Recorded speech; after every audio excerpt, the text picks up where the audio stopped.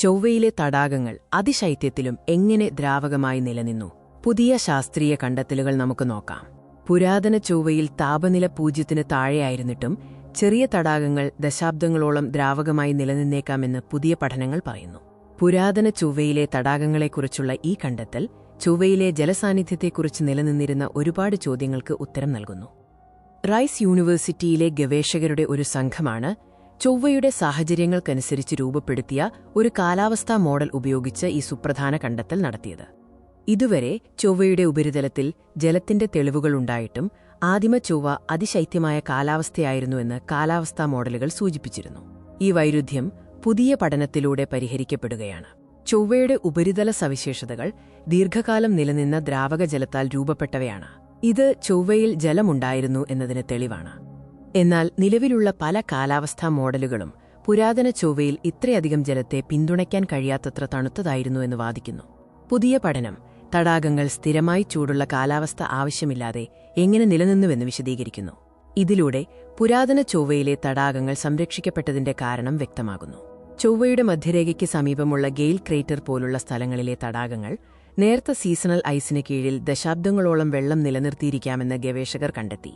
കാലാവസ്ഥ സ്ഥിരമായിരുന്നിടത്തോളം കാലം ഈ തടാകങ്ങളിൽ ദശാബ്ദങ്ങളോളം ജലം ദ്രാവക രൂപത്തിൽ നിലനിന്നിരുന്നു എന്ന് പഠനം പറയുന്നു. Lake M2RS lake modelling on Mars with atmospheric reconstructions and simulations എന്ന പുതിയ മോഡലാണ് ഗവേഷകർ ഈ കണ്ടെത്തലുകൾക്കായി ഉപയോഗിച്ചത്. ഭൂമിയിലെ കാലാവസ്ഥാ പഠന ഉപകരണങ്ങളെ ചൊവ്വയുടെ സാഹചര്യങ്ങൾക്കനുസരിച്ച് മാറ്റിയെടുത്താണ് ഈ മോഡൽ വികസിപ്പിച്ചത്. ഇതിൽ സൂര്യരശ്മിയുടെ കുറവ്, കാർബൺ ഡൈ ഓക്സൈഡ് നിറഞ്ഞ അന്തരീക്ഷം, സീസണൽ മാറ്റങ്ങൾ എന്നിവ ഉൾപ്പെടുത്തി. നാസയുടെ ക്യൂരിയോസിറ്റി റോവർ ശേഖരിച്ച ഡാറ്റ ഉപയോഗിച്ച് ഗവേഷകർ ഗെയിൽ ക്രേറ്ററിനുള്ളിൽ ഒരു സാങ്കൽപ്പിക തടാകം 30 ചൊവ്വ വർഷത്തേക്ക് അനുകരിച്ച് പഠനം നടത്തി.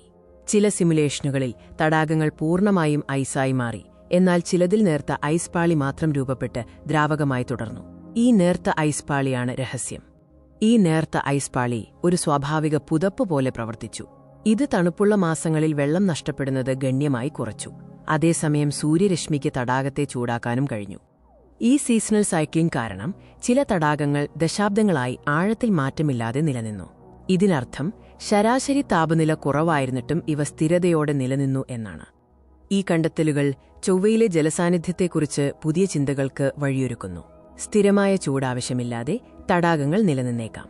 ചൊവ്വയിലെ ഉപരിതല ജലത്തിന് സ്ഥിരമായി ചൂടുള്ള കാലാവസ്ഥ ആവശ്യമുണ്ടെന്ന മുൻധാരണയെ ഈ പഠനം ചോദ്യം ചെയ്യുന്നു. നേർത്തതും താൽക്കാലികവുമായ ഐസ് പാളി പെട്ടെന്ന് അപ്രത്യക്ഷമാകും. അതുകൊണ്ടാണ് റോവറുകൾക്ക് ശാശ്വതമായ ഐസിന്റെ വ്യക്തമായ തെളിവുകൾ കണ്ടെത്താൻ കഴിയാത്തത്.